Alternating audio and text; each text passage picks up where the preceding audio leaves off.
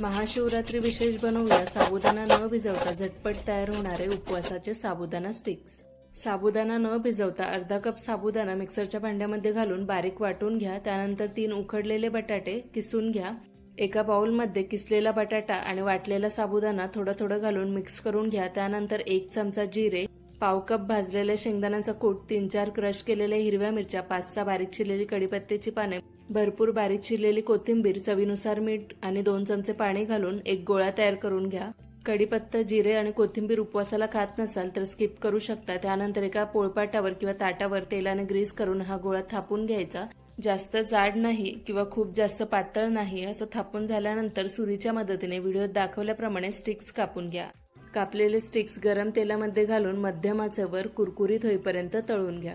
हे कापलेले स्टिक्स एका डब्यामध्ये भरून फ्रीजमध्ये ठेवू शकता आणि 2 आठवडे हवे तेव्हा तळून खाऊ शकता।